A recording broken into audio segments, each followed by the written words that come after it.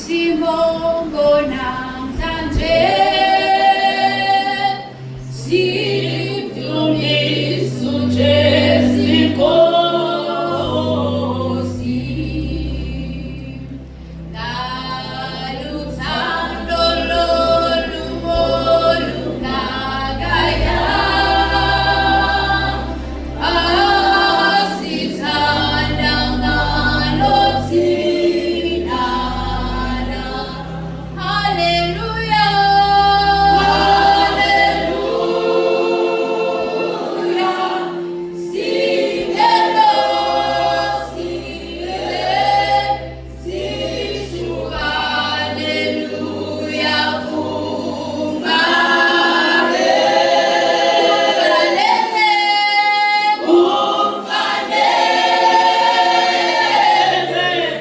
Jesu yena yedwa nje ukubonga kabanakale.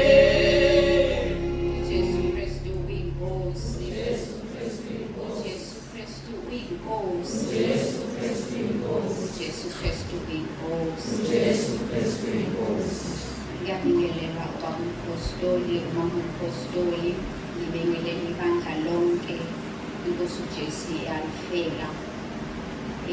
Uzinze lokhulumayo wakaZondi ovela eBhamshela ngaphansi kobuholi bukababa uSithole. Ngizobonga uNkulunkulu bazalwane ngekhaya lezwi lentaba yendlu kaJehova liyaboneleka. Ngizobonga uNkulunkulu ngoba umapostoli bazalwane Mntwana kaNkulunkulu wadela konke ngenxa yokona kwami. Ngibonga bazalwane uNkulunkulu ukuthi nami wangilanda kungeke nangakwenza kwakusizweni. Yimi lo uzinhle bazalwane wayigqoka noma yini. Lamabhluku aqoka yayidabukile bazalwane kusukela emathangeni kuze kufike ezansi.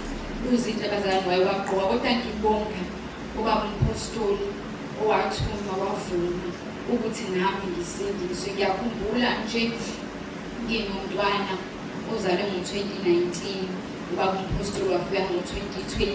Wathi mayefika ubaba umpostoli kwahlehliswa umndeni. Uthe usuhlehlisiwe umndeni, ngangihlala nawo abazalwane ngoba ngangingahlali emakhaya, kodwa ngangihlala eThekwini. uNkulunkulu wasebenzisa abantu abangifaka ekhaya lezwi bazalwane ukuze uNkulunkulu ngangibona ukuthi uNkulunkulu usemsebenzini ngalokho. Baba umpostoli ngathi ngelinye ilanga ngibhalela ngithi baba sebengixoshile, wathi ubaba akaphendulanga. Kuphela inkonzo yayo ngalolo langa kwakuJeremiah 17 othi uqalekisiwe umuntu othemba kubantu. Ngamphakamisa uNkulunkulu ngamdumisa bazalwane. Umntwana ka-2019 ukhulise ekhaya lezwi, ukhulile manje. Ngimbonga uNkulunkulu ukuthi ekusukela ekhaya lezwi ngangena entabeni. Mangena entabeni ngafica abazalwane abanothando, kunothando bazalwane entabeni, kunothando olumangalisayo. Namanje sifikile bazalwane, asikhokhanga ngisho isenti kungenxa yabazalwane. Ngitholile intongo bazalwane ngenxa yabazalwane basentabeni. Bazalwane banothando, abazalwane basentabeni. Ngizomdumisa uNkulunkulu ngithi akekho njengaye, ngizothi akekho ongalinganiswa naye. Ngizothi uJesu Kristu uyinkosi, uJesu Kristu uyinkosi. Osenzela konke umasikhala kuyesondela kuye. Njengalokhu eshilo wathi niphonse kimi zonke inkathazo ngoba yena nasikhathalele. Umkhulisele bazalwane umntwana una-6 years. Ngiyakhumbula nje umntwana bezogreda. uNkulunkulu ngendlela isimangaliso ngakhona uphendula imicabango yomuntu. Ngibhekile phezulu ngiyakhuleka ngithi Nkosi umntwana uzogreda kodwa ngazi ngithatha ngihlanganise nani. uNkulunkulu wathi thinta umzalwane othile osentabeni. Ngamthinta bazalwane, umntwana kaNkulunkulu wavula bazalwane izandla, wanginika bazalwane intongo. So ngizomuphakamisa uNkulunkulu ngothando olula entabeni. Ngithi akekho uNkulunkulu onjengaye, uJesu Kristu uyinkosi.